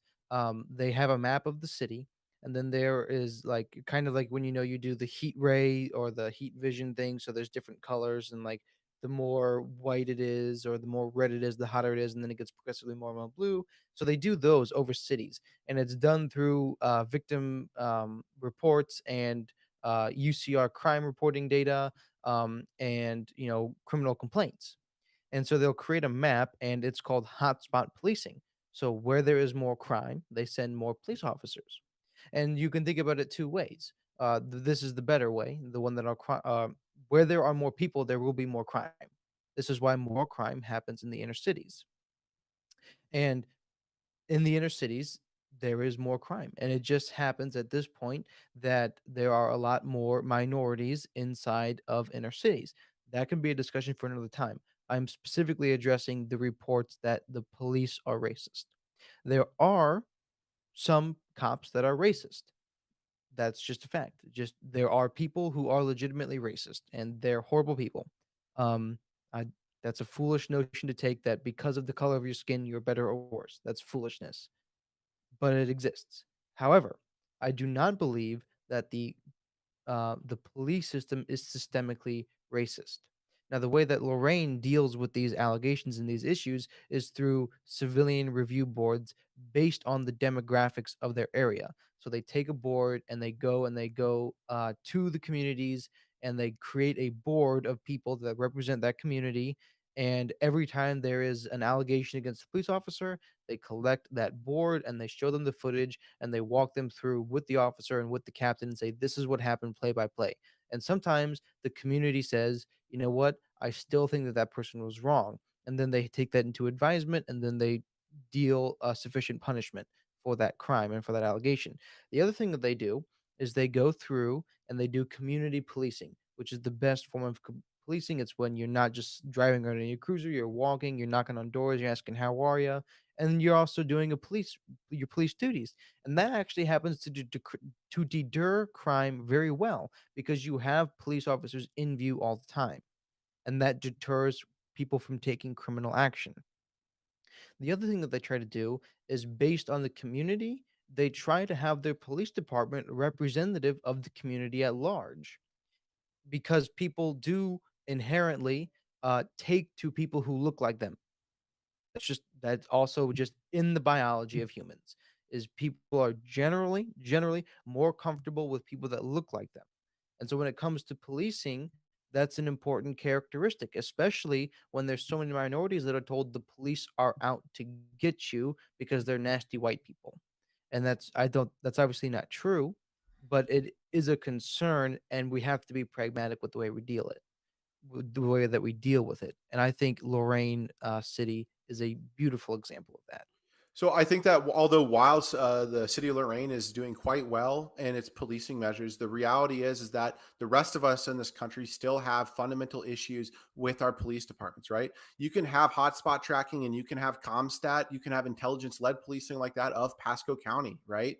But the Mhm. problem is that what happens is that they do police the areas that need policing the most. I don't want to get that out of the way. Right? But the problem arises in where profiling becomes something that's more and more apparent, right? you you as an American still have your rights to, first of all, like, have to have some sort of considerable cause for search, right? And the problem is that in some parts of this country, especially that of Florida, we run into this problem where Black Americans are more pulled over, and there are more and more instances against Black Americans just being pulled over in virtue of a profile, some in a lot of cases without probable cause being there, right? I'm not here to say that cops are these disgusting people. I'm not here to say that they're people that are like all racist. I'm saying that there's a systemic problem in how some elements of policing still exist today, right? I want the city of Tampa and Hillsborough County to embrace Lorraine's style of policing, but the Yeah, problem is that we don't have that, right? And that's what I we are think pushing for. I think one of the problems though is that they see the discrepancy there of really well done policing and really poorly done policing and say, "Oh, all cops are bad. Let's get And rid of their funds." And it's like, "No, we need to give them more funds. We need to back them up." It seems as if there's this tendency with almost everything except for policing when we see a problem with the education system, give them all the money. sure, but But when we Jonathan, saw an issue with the policing, we say, "Oh, let's take away all the money instead of give them money, give them resources, give them funding so that they can hire better staffing, so that they can get better training, and they can have the discernment to say, you know what, I don't think this person will be a really good person if we give them a gun and a badge and say that you are the law." Like, obviously, if they don't have the funding to adequately train and hire good professionals, then we're gonna get these bad police officers. And Jonathan, the thing that I'm going to tell you is I completely agree with you, right? The Mhm. problem is that you are making a presupposition based on the bottom of the barrel of the Democratic Party, right? These are the people that are a very, very statistical minority, right? They might have a big voice on Twitter, right? But in local, state, and federal elections, they don't have a voice at all, right? Black Americans are people that vote in favor of more policing in their communities, right? They Yeah. have extremely pro-police sentiments, right? Same thing amongst white liberals, right? The problem is that the core of the critique that you're issuing here, like in the second bit in which you responded to me, does have that presupposition that ACAB people are in some form or another the main base of the Democratic Party, right? And it just can't be farther from the truth, right? Well, I'm not I apologize if that's the way that it seemed in hindsight, you're correct. That's not my presupposition. Okay. I'm responding to the actions that were taken in 2020 that still have residual effects that people are not proactively removing. There's still a lot of those defundings. Police departments still have not recovered from them. Wait, but this And isn't even true though. The majority of defunding that have happened after the George Floyd thing, for example, have almost all been it reversed, right? has Yes, 100%. very So, good. for example, the city of Minneapolis immediately, like I think, finances police force higher than it ever had been before, right? Same thing in the city of Tampa, a very democratic city. It's kind of like the island of Florida in terms of its polity. Was one that immediately finances police force more because regular old school Americans and Joe Schmoes alike understand and know the need for policing. The only thing that we as liberals like to say is that we want to smash out all those issues and we want to make ourselves like the city of Lorraine, right? The way you guys have things going on is exactly what we want. We want those civilian review boards. We want that community policing. And we want our cops to be paid well enough so that they still actually want to do their jobs, right? The one thing I I'll think tell that you really quick, the one thing I'll tell you that a lot of Democrats usually don't necessarily understand is that when you have more money in the game, right, that means you have more skin in the game, right? And if we have our officers getting paid to the hilt, especially when we're paying them enough so they can live in these cities because so they can afford the cost of living, we can have better policing through and through. And I'm not going to be one of these ACAB people that says we should defund it all because those people, once again, are communist thugs that want to overthrow our government and sink all trust in it, right? And these are people that should be shunned and surveilled by the government. Yeah. oh, go ahead, Riddell. Were you gonna say So, something? a lot of things to consider. I mean, for when it comes down to the statistics, I mean, I never denied any of that. So, I mean, I agree to a lot of the things that you were saying. In terms of like these scenarios, again, they're very very nuanced, and at the end of the day, people need to realize that, like Paul and Jonathan were talking about, the communities that are people are complaining about over policing are also the communities that need the police the most. Um, so my thing is though it's a very tough circumstance because one, we want to create a standard of policing that we all accept and we all can agree with. You know, Jonathan talked about, hey, all these different police departments should have a similar type of style like the Lorraine Police Department. The only problem with that, not the problem, but the only thing that makes it difficult, obviously, is because all these police departments are, the decisions with the police departments are done at the state level. So this is kind of the give or take with a government like ours is because we obviously are not going to have a national police because we don't want to make sure that we don't give the government too much power, but at the same time we have to have some type of hope that these state governments and these local communities and these cities have enough kind of, they're paying attention enough to make sure that the police department is not completely inefficient and completely incompetent. There's a lot of things that we talked about here today that could help a lot of the police departments. Obviously, more funding on certain communities and certain police departments would be great. Then you have to convince the people locally, even though it'd be in their best interest. Hey, we probably should give them more of your tax dollars. Well, this is kind of the give or take of these kind of our government style. So we just need to get people more involved to convince them, hey, that this is probably something that we should discuss. More funding. I personally believe better training. We shouldn't have fat police. At all. You need to be able to run a mile. Come on. 100%. Yes. If you can't run a mile, I don't know what you're doing as a police officer. I don't think it makes sense. You could work on the desk, but you shouldn't be on the field. So there's a lot of competency we can go to kind of increase these police departments that we all kind of agree with. The problem is enacting a lot of these things is much harder than not because of our government style. With that said, as we have these discussions and conversations and we convince people to be more of an advocate in their community, that could potentially happen. We just got to get everybody on board, of course. So, another thing that I was kind of thinking about when you guys were talking is that the perceptions is still a very important part as well. Because at the end of the day, as we can all agree, hopefully, that the perception, even like Paul was talking about, the profiling, this is only such a bad case for black people is because of the perceptions that I was talking about earlier. The whole aspect of kind of increasing our community will help with this kind of profiling perception. And I'm not trying to put all the blame into like black people and individuals because it's not all blaming them, but it's a two part front. This is how you have to handle these situations. people have to improve and the system has to improve with it, of course. And one thing that I heard from, I was watching a video in terms of a cop talking about the situations that he was dealing with and the problems his police department and his community was dealing with. One thing that he said, which is, potentially could help with these issue in terms of the system level, is making sure that these cops are getting kind of rotated better, in the sense that if they stay in an area too long, they're gonna get kind of desensitized to the people that is there, especially if they kind of see them as criminals, and that's just human nature, obviously. So this is another thing that from he said it would be better if we kind of make sure that the cops are getting rotated properly, in the sense that they were having fresh blood, fresh eyes on these communities, so they can kind of make sure they're taking their job seriously and not get desensitized to the people that they're protecting and think of them as, oh, I'm tired of it. You never want a cop that is doing a shift and think of it like, oh, I'm just doing another day on the job. The police department, the police officers, at the end of the day, whether you like it or not, they are the first place you go to when something is wrong. They're the first person you think of when something is wrong. So yeah, that's just that could potentially help with the system issues from what he said, and I think it's a legitimate solution. One But thing, go ahead. one thing I will add, um, you were mentioning, like, a lot of these state local police departments run themselves, and it'd be interesting to have, or kind of dangerous to have, a federal level police department that's like boots on the ground all the time.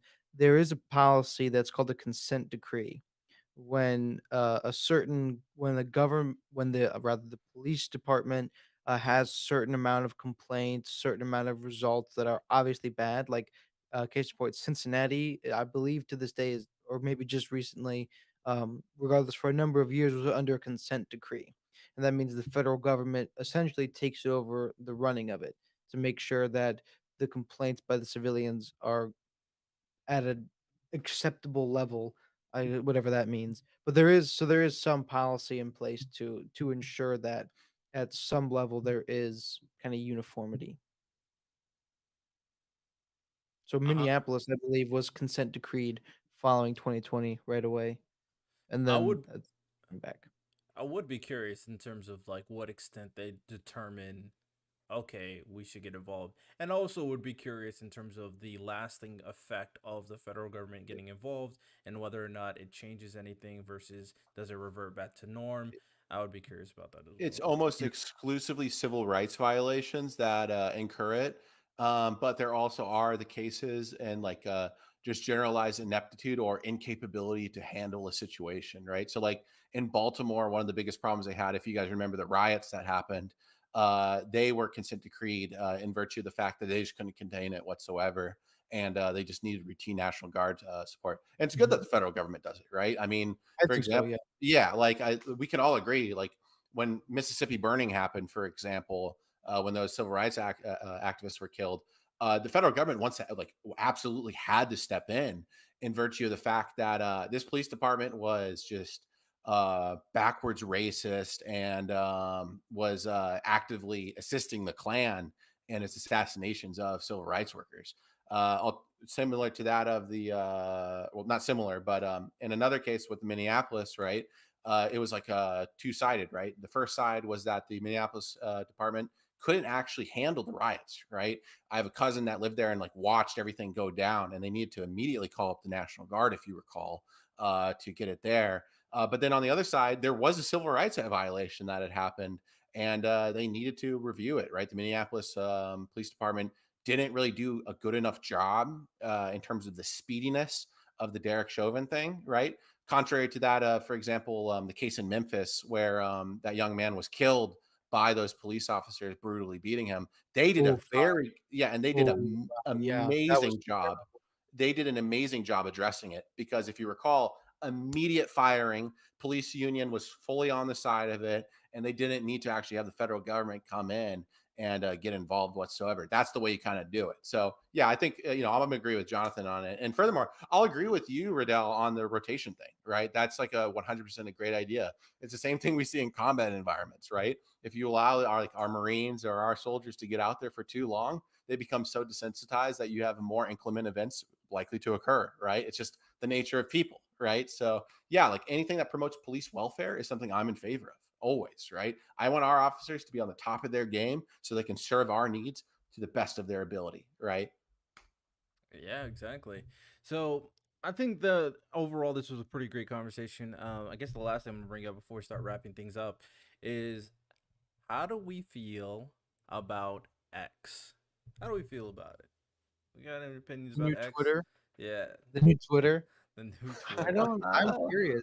So I'm a little bit. So I know there's a statement that Elon Musk wants to turn Twitter, now X, into like an all-in-one platform where it's social media, banking, all like everything all together. And for me, that seems like, yeah, that's great in theory, but in practice, how is that gonna work out? It's like, Yeah. "Oh, sorry, you can't access your bank now because you sent out a nasty tweet." Like, Oh. unfortunately, Elon Musk, and that's kinda gloom and doom, right? But we saw that kind of thing happen in Canada during the whole trucker riots. Like, anybody who was known to be with the trucker, their bank accounts were just seized. I mean, and we know, like, in China, which I believe he is like referencing his vision for Twitter off of something called WeChat, which is one of these all-in-one inclusive app platforms that they have implemented in China. And it's like in China, they have the social credit score system. I'm struggling to speak. I think I'm on the all fruit diet too. Terrible. Um, but to me, it's like, yeah, it's good in theory, but what happens when we have some form of, either ultra far right or ultra far left person who possibly takes it over and censors one side or the other? Yeah, I definitely I'm unsure about the extra kind of things that he was talking about, as you said, in terms of like banking, obviously.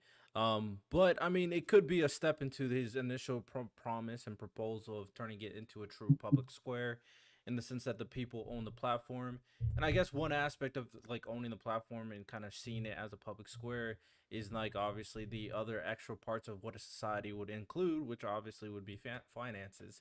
So I'll be curious to see, but at the end of the day, like you said, we wouldn't want some other person taking over and kind of controlling the people in a way with this, with all this kind of, uh, the fact that it would have all these utilities and it would be kind of centralized in the way that everything that the person kind of owns to an extent would be on one platform.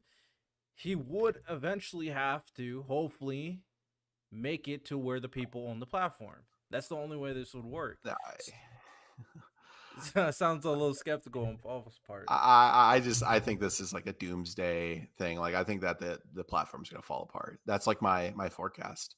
I think that all the business decisions made by Musk is pretty bad. I don't think that what's the Instagram equivalent, Jonathan? Well, Threads. threats. Threads. Yeah, yeah. Yeah. I don't think that's going to necessarily be the contester, but It's the post limiting thing I think was like the final nail in the coffin, right? When they put that in, like how many you can read every single day. I think they were Yeah, taking the they took problem that is the back average. a little bit.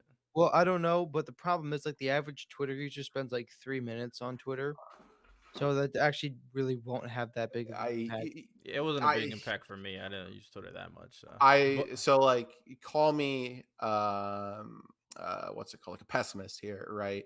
I'm actually not like there's like no like political end on me on this one, right? I just like see these business decisions, the rebranding, and now this like netting out to banking and stuff like that as grasping at straws. All right, I really don't feel confident at all in a lot of his leadership, and then furthermore, like in him as like a business owner, I've kind of like after I started reading into his SEC investigations, which you guys should all do, it really kind of made me go a little bit haywire in the brain in terms of what's going to happen to Twitter as well. Granted, if I'm yeah, go ahead. I'm not like a lot of the conservatives that think, like, Elon Musk is hoorah, he's the savior. It's like, I think some of the policies he instituted on Twitter, but like, not censoring conservatives overtly was a good thing. But he's not conservative. And a No. lot of like conservatives are like really like, oh, Elon Musk is our salvation. Like he's on our side. Like, no, he's really not. He's not a conservative at all. He doesn't share my values. He's done a couple of good things, but I've not been on this ride or die Elon Musk train. Um, it's funny to just see like how cannibalized people become. Like Joe Rogan is some far right extremist. Like, dude, no, he's not. He just likes guns. Like that's about the only conservative bone Y- in his body. And Yeah, it's like, oh, he's a far right extremist. Elon Musk, far right extremist. Like, nah, I don't think so. And I think a lot of the conservatives are putting all their bones in his bag. And it's like, nah, that's not a good idea. I don't think so. I I mean, I can see Paul's point on that. yeah, I mean that's just what happens when anytime you kind of denounce the left, usually you're automatically far right. So it's like it is what it is. But I mean, my thing with Elon Musk is in terms of the business stuff. I mean, I'm not gonna go into that because I don't really know. But I would say that from a lot of things that I heard, it seems to be that people have questioned his like business acumen.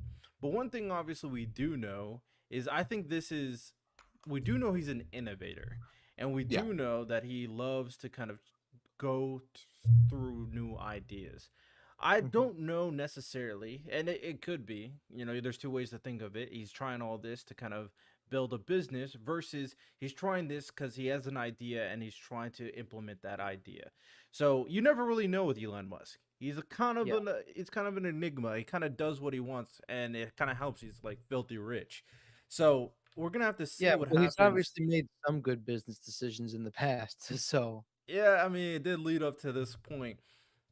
It really, it really kind of the big determining factor for me at the end of the day with this is what will he kind of adhere to his initial promise and make this a platform where it's owned by the people, or will it be a platform where it has all these utilities, but like you said, like a China, once you kind of replace ownership, that could be extremely, extremely bad in the long run. So we're gonna have to see because I'm always kind of hesitant in giving a platform too much power, but if it's a platform owned by the people and a platform that everybody universally accepts as one where we all can kind of share our time and spend time together in a way, I guess it'll be interesting to see. I'm 50-50 on whether or not it will work out. I was very kind of concerned when he rebrands because usually rebrands don't usually work out to an extent. So, it's like a but DC reboot of a movie. Always yeah, gets worse. it. But considering it would be bad if he rebranded just to rebrand, but he's rebrand to add other features and create some kind of conglomerate company that does all these things. So I don't know. We'll see at the end of the day because Threads is not going to be the competitor. So it, Threads tried it, and then now everybody's kind of leaving the platform. So Threads is not. It's like a baby Twitter. It's not even close as good. So we'll see. We'll see what happens with X. I'm interested. It's a ride Mhm. at the very least. It's a ride. Yeah, for sure. So Right it's a. straight into hell. Yeah. We'll see what happens. What will tank first? X or TikTok? W- Why is TikTok gonna tank? Oh, because like so many because it's owned by China, obviously. Oh, Nah. I don't. Federal I don't federal foresee that. regulation will kill it. Yeah. I. You think so? Oh yeah. Oh yeah. We're getting on bipartisan areas there soon. Really? Yeah. Oh yeah. Like all the indications I've seen from the party have shown that until they fully allow the American wing of TikTok Mhm. to become fully independent, yeah, it's gonna go. Yeah. So you think I think TikTok so. is getting killed before X? Yeah, I think it's gonna be killed like by the federal government because of like all of the issues. Like for example, we've seen like all the states come in and like restricted on state platforms, Yeah. and there's still a problem. Like the big thing I always talk about is like how many of our troops use it and like show locations of like areas that they're at Yeah. is just like a nightmare. I'm sure you can like relate with this, Riddell. Like the OPSEC is just terrible. Like it's so bad. Yeah, I don't even know how they allow that. It's kind of similar to like To be fair, I've never had a like a staff sergeant or anything go like, "Hey, yo, make sure you disable the current location feature on Snapchat," because on Snapchat, very similarly, it kind of literally shows you where you are on a map. So, but with that said, I'm imagining any like logically, if you're in the military, especially when you're on the field and out on deployment, you're gonna make sure all that stuff is turned off. So yeah, it's kind of crazy. But with that said, we are done for today. Hope you guys enjoyed today's episode as we went over these topics in regards to like slavery, and I hope you guys enjoyed the new segment that we got introduced as well. If you enjoyed the podcast, rate it 5 stars per usual. And if you want to donate to the podcast, you can go on my website, donate, give us some money as we continue our endeavor on becoming the greatest political podcast on the platform. So, hope you guys enjoyed. With that said, y'all have a good one.